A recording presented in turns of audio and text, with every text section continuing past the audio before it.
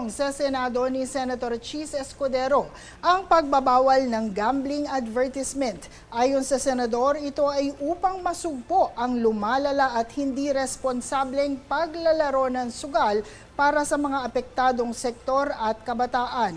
Ang patakarang ito ay sa ilalim ng Senate Bill 2347 na naglalayong ipagbawal ang patalastas ng sugal sa mga telebisyon, radyo, online at sa mga social media platforms. Bahagi nito ang pagsusulong ng mga advisories na nagpapaalala sa mga consumer na mayroong trahedya sa palagiang pagsusugal. Anya, napapanahon na upang limitahan ang sugal gaya ng tabako at alak dahil ang mga patalastas kaugnay nito ay humihikayat sa mga kabataan. Bahagi nito ay ang inisyatiba ng Ad Standards Council o ANC kusang maglunsad ng sariling paglilimita na ipatupad sa mga miyembro nitong ibawal ang anumang pagpapakita ng sugal o anong kagamitang kaugnay rito sa lahat ng media platforms. Samantala, Department of Energy siniguro na kung matutuloy ang pagtatayo ng nuclear power plant sa bansa, ito ay magiging safe at secured. Ayon kay DOE Secretary Sharon Garin, ang DOE ang lead agency para sa Nuclear Energy Program Interagency Committee. Kasama ng International Atomic Energy Agency ang DOE. Nagkaroon ng workshop para sa pag-assess ng safe sites para sa nuclear power plant. Kung sakaling matuloy ang nuclear power plant, ay ito ang pinaka-safe na itatayo dahil hindi lamang ito standards ng Pilipinas, kung hindi international standards ang magiging pamantayan. During the SONA, President reaffirmed in his State of the Nation address to pursue nuclear energy as part of our long-term strategy for energy security and more affordable electricity. Continuous po ang continuous po ang work plan ng DOE and the rest of the agencies involved in this. Kasi marami pong agencies ang involved at very active po yung grupo na to. But one thing is for sure, and I think that was mentioned by the President as well, we will build the safest nuclear energy power plant kung matutuloy siya. No? Kailangan po, sinisigurado po na it is safe, secure, and with safeguards. Yun po yung Biblia po yan sa nuclear energy program natin dito sa Pilipinas. It is safe, secure, and with the proper safeguards. We will not build anything na minamadali lang. We will build the safest that we could get. The design should be the safest also, and the operations also the safest. Kaya it takes time, pero we want to make sure that even though we build it, we make sure that the people, the Filipinos, especially the communities around, are safe.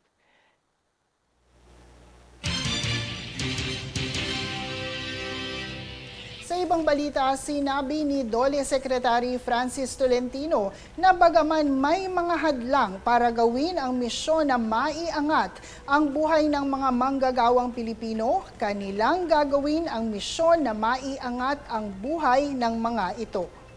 Ang pahayag na ito ni Tolentino ay matapos ang pansamantalang pagpigil ng pagpapatupad ng 85 peso wage increase noong nakaraang linggo sa Metro Manila.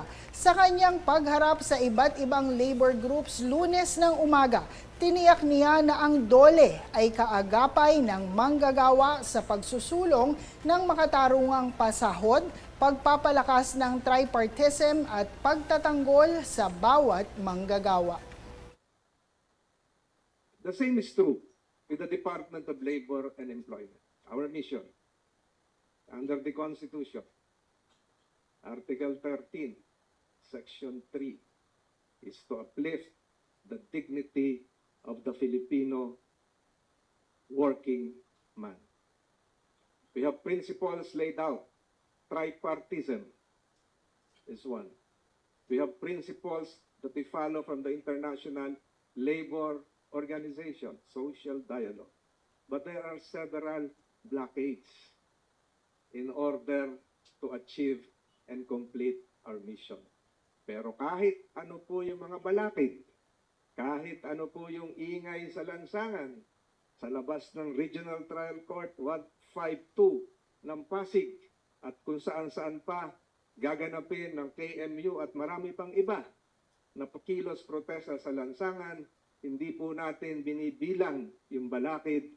Ang kailangan po, makumpleto po nating lahat bilang isang kagawaran, yung isang misyon na iangat ang buhay ng manggagawang Pilipino. Katulong po ang kanilang mga employers at marating ang tamang yugto ng industrial peace.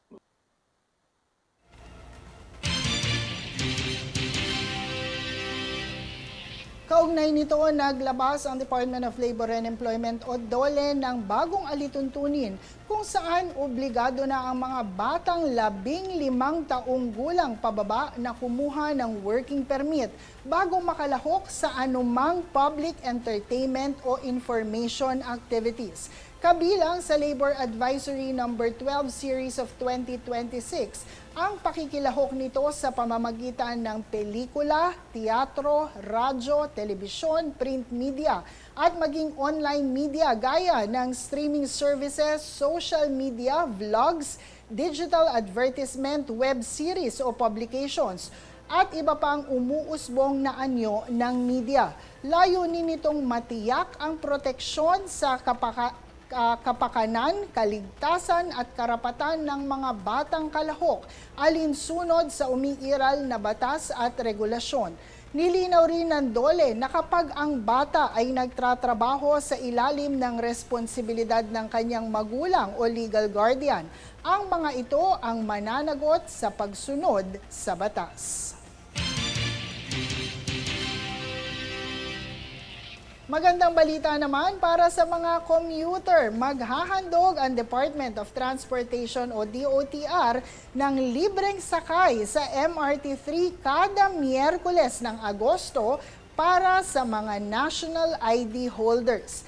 Magsisimulaan na ito sa August 5 simula alas 7 ng umaga hanggang alas 9 ng umaga at alas 5 hanggang alas 7 ng gabi. Mangyaring ipakita lamang ang physical copy ng national ID, digital ID o paper format ng e-Phil ID para sa libreng sakay sa MRT3. Manatiling nakatutok para sa higit pang mga balita sa pagbabalik ng News Force.